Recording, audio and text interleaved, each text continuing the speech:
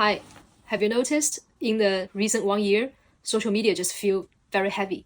Layoffs, anxiety, people saying, I don't know what to do next. The future just doesn't feel real right now. We heard plenty of this. And it's not just one country, it's kind of everywhere. But here's something interesting broke out from the depression. On China social media, in the middle of all of this, a phrase started spreading. It's not ancient, it's just something people started to share with each other. It's called 上坡要努力，下坡要开心, which means on the uphill, you need to push hard. On the downhill, you need to be happy. And the reason it landed so hard and millions of people started to share isn't because Chinese people don't feel the struggle. We do, actually, a lot. But there's something in the culture, something built over a very long time, which makes it easier for us to carry a hard time without breaking a sense of self. Today, I want to show you where it comes from, especially 3 philosophers. And honestly, they are some of the most useful thinkings I found for right now. First, I want to clear up something. When people outside of China see this kind of tolerance, this ability to just keep going, they sometimes read it as a passive, or as people just tend to swallow the pain. That's not it. It's actually more like a long memory. China has been through things. Dynasty falling, 100 years of poverty and wars, and then rebuilding, and then struggling again, and then rebuilding again. That cycle, over and over again for hundreds of years, it gets into the culture, into the way people think. And 2 things shape this the most. One is Confucianism, which says your identity lives inside your relationship, your families, your community. So when you are struggling, you are not struggling alone in it. The people around you hold the same amount of struggling with you. And the other one is Taoism, which says lives move in circles. A downhill isn't the ending. It's just where the road goes for a while. These 2 together, they create something doesn't have a clean word in English. It's not optimism, not even resilience. It's more like the cultural knowledge that this has happened before and people got through it, and you will do too. That's the whole operation system behind this one phrase. So, okay, first philosopher, Laozi, 6th century BC, the founder of Taoism. He wrote something that every Chinese person knows. 上善若水, the highest good is like water. And what he meant was, water never fights to stay high. It flows down. It finds the lowest places, the places nobody wants, and it settles there, quietly, without any drama. And because of that, it is the most powerful force in the nature. It doesn't break through rock by being aggressive. It finds the crack, and it flows through. That image, I keep coming back to it when things feel stuck. You don't really need to smash through the wall. You just need to find the crack, the one small thing that is actually possible right now. Not where you want to be, but where you actually are. Second philosopher, Zhuangzi. He followed the path of Laozi and pushed it even further. He wrote, 知其不可奈何而安之若命.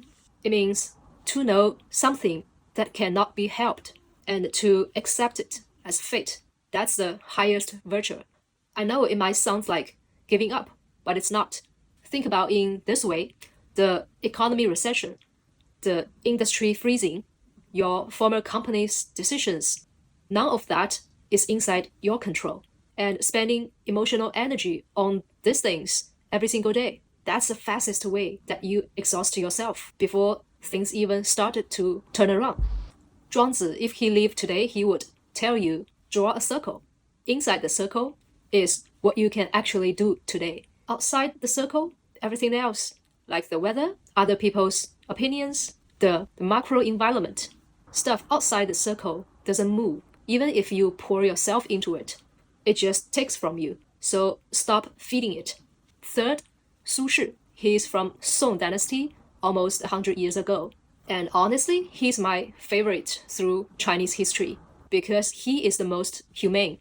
He was a poet, a politician, a writer, a painter, and many more. And he was banished multiple times. He was sent further and further from the capital city, eventually all the way to Hainan province, where back then we called this province as the edge of the world. His whole second half of life was on the dunghill, one after another. And from exile, he wrote, 也无风雨,也无晴, means neither have wind nor rain, neither sun nor shine. He farmed, he cooked, he chatted with friends, and had a good time. He wrote poem not to get out of exile, just because it was fun doing it. And he wrote all the work and became the most loved poem in Chinese history, not despite the dunghills, because of what he did inside them. And try to taste that line, neither wind nor rain, neither sun nor shine. It means he stopped letting the outside define him. He did the work, and then he let the result sit where it belongs to be. Everything outside of himself. So these are the three philosophers. And now what you can actually do with it. 3 things you can do, and they are small on purpose. First one, find the crack, not the wall. When you feel stuck, don't ask, how should I break through? Ask, where is the smallest opening at this moment? One email, one conversation, one page of something. Remember, water doesn't force, it finds. Second, draw your circle today. You just need to literally grab a piece of paper, both sides. What I can control today, probably sleep, probably respond to someone. One small things you can do for someone else. And what I can't, the economy, other people's choices, and things that has already happened. Only spend energy inside, not because the outside doesn't matter, because it doesn't move for most of the times, even you pour yourself into it. Third, separate what you did from what has happened. This is the one from the poet Su Shi. Before you sleep, write one line. Not what I achieved today, just what I did today. Regardless of what came from it, you need to train that separation. Because if one person can only feel okay on the uphill, that person is going to have a hard time in his life. But a person who can stay okay on the downhill, that person is built differently. That's what the phrase really means.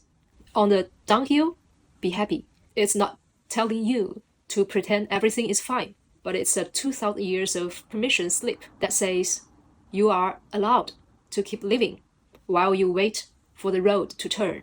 The water of Laozi doesn't panic, and for Zhuangzi, his sage doesn't argue with what cannot be changed. And for Su Shi, he ate lychee with friends and wrote poems until his very last breath. None of them would look back at the hard times and call it a personal failure.